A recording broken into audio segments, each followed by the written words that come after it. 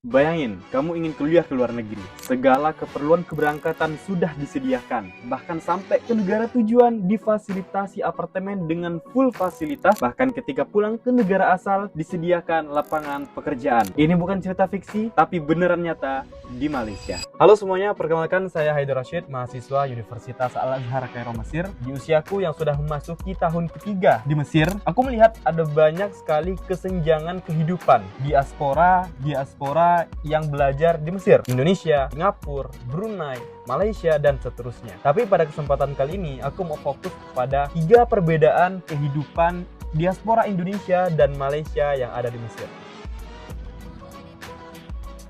Yang pertama adalah uang saku. Dari beberapa hasil investigasi yang saya dapatkan, ternyata setiap negeri yang ada di Malaysia, dari lembaga zakat mereka sudah menyediakan dana untuk setiap pelajar yang ada di Mesir. Dan dana itu beragam, tergantung pendapatan zakat dari setiap negerinya. Seperti dari negeri Sarawak itu mendapatkan RM7.000 per tahun, dan juga dari negeri Sabah sekitar RM9.000 per tahun, itu sekitar 31,5 juta. Angka yang sangat besar teman-teman. Berarti kalau kita ingin kalikan, setiap bulannya mereka bisa mendapatkan 3 juta rupiah. Untuk hidup di Mesir itu lebih dari cukup. Kalau perbandingannya adalah Basnas itu memberikan beasiswa per bulan 1 juta pada pelajarnya. Artinya 1 tahun itu hanya 12 juta. Maka tak heran kita lihat bahwa hidup mahasiswa Malaysia yang ada di Mesir itu sangat berkecukupan.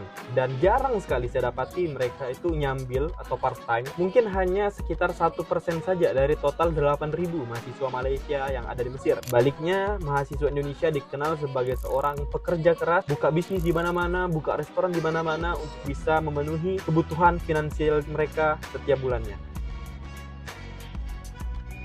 Kemudian yang kedua, fasilitas apartemen. Saya sudah keliling di berbagai macam wisma Malaysia yang ada di Mesir. Ternyata setiap negeri di Malaysia itu menyediakan 2 hingga 4 wisma, di mana satu wisma itu bisa menampung hingga ratusan orang dengan full fasilitas seperti kamar tidur yang ber-AC tentunya, terus dapur, aula, musola, security, hingga polisi untuk menjaga keamanan di sana. Sudah finansial terjaga, keamanan pun juga terjaga begitu. Jadi mereka sangat terhindar dari perbuatan kriminal yang sering terjadi kepada diaspora yang ada di Mesir, baik itu seperti pencurian rumah atau kezoliman yang dilakukan oleh pemilik apartemen. Dan dari semua fasilitas itu, mereka hanya perlu membayar 12 hingga 20 ringgit per bulannya, di bawah 100.000. Kebayang nggak? Kamu dikasih uang jajan 3 juta per bulan, biaya untuk segala operasional yang meliputi wisma di setiap negeri itu, kamu hanya bisa membayar 100.000 per bulan. Artinya masih ada 2,9 juta uang yang bisa kamu gunakan untuk kehidupan kamu sehari-hari. Kemudian kita masuk yang ketiga, lapangan